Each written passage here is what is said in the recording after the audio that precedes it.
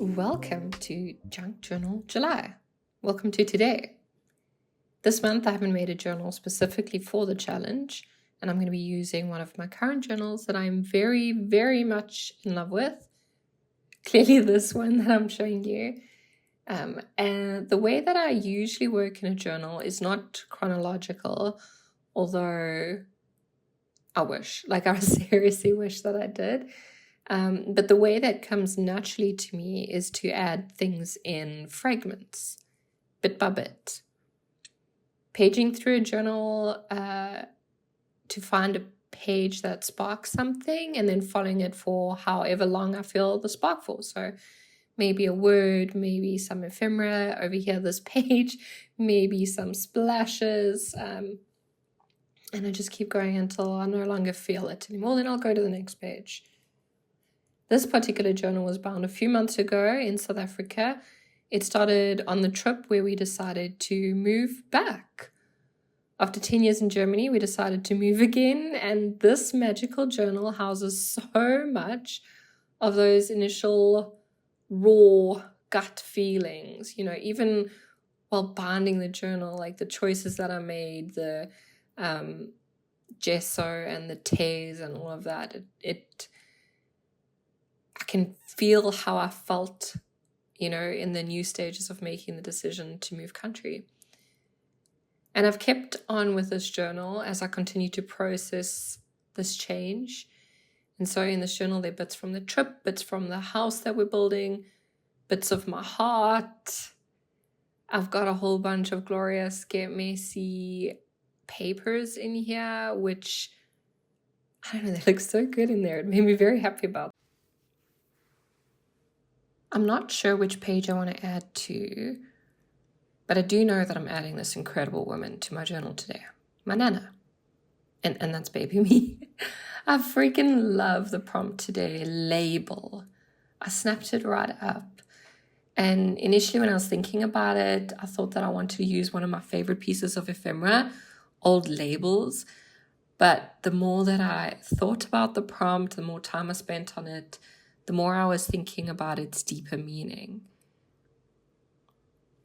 The meaning of the labels that others give us and the labels that we give ourselves.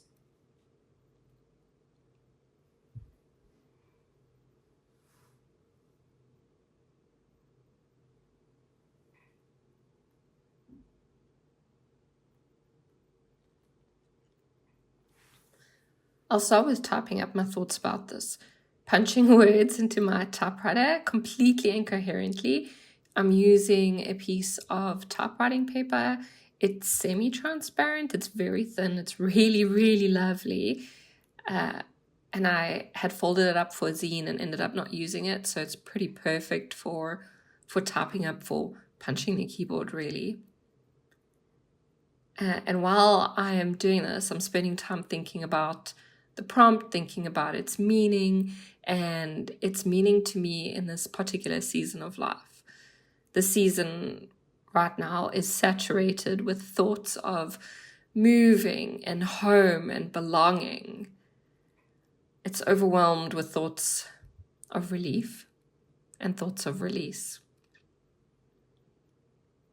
There are humans whose words are louder than the rest. The words that continue to stick with us. And sometimes these humans give us unkind words. I know there are a lot of unkind words that have stuck onto me. And those objectively suck.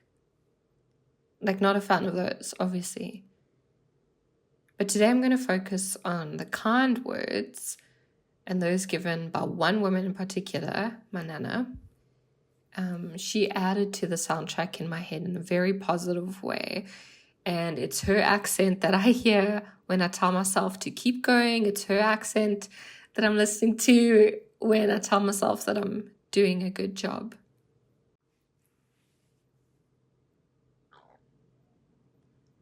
I consider my typing a bit of a word vomit. I don't hold back. I don't edit. I'm not focused on spelling or grammar or even typing in a straight line, and my typewriter is perfect for that.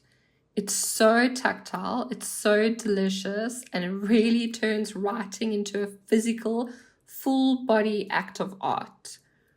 Once I've typed up everything I need to, that's when I'm going to go over it, go over what came out and pull from it.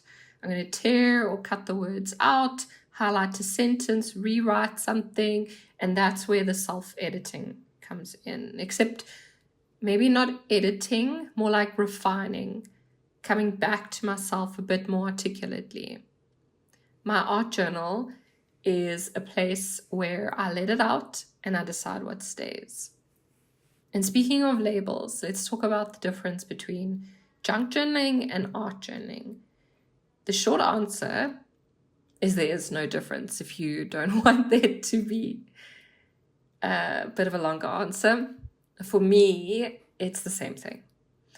You know, I use pieces of junk in all of my art journals. They're treasures for me, junk for others. So you may have spotted some broken seashells in there. And yes, absolutely, that is someone else's junk that we crushed while we were on an art journal retreat. My friend Claudette grabbed some tape and we each cut a piece of the seashell tape for our journals. I'm waiting until the end of my journal to put it in because I can imagine it won't be fun to like write on top of, but it's waiting for me, and it is like the epitome of junk. Some humans like calling it a junk journal because it relieves the pressure. So, you know, like if you're putting junk into it, then you don't have to worry about perfection. Other humans are calling it an art journal for the same reason. You know, art is inherently abstract, and so you don't have to worry about perfecting your words, and you get to express yourself through paint and color and things beyond words.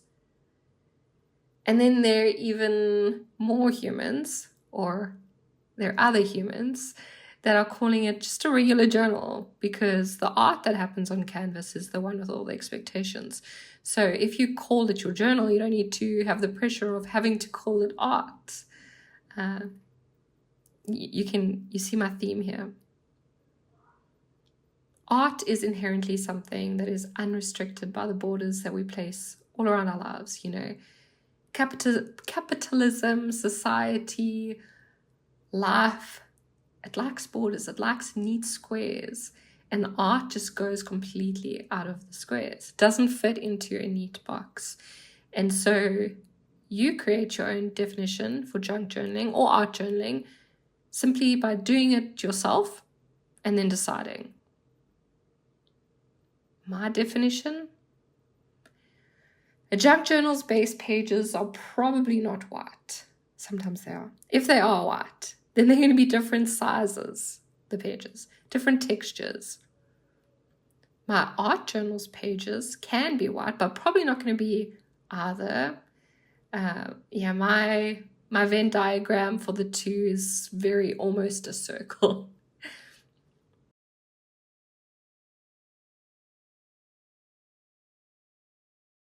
Art is where you get to create your own labels. Embrace that freedom. Thank you for having me for day 4. Thank you, Meg. You're amazing. I'm perpetually in awe of you. Thank you for bringing this to us every year, twice a year. And if you are making art in whatever way you make it, then I'm in awe of you too. You're doing a great job.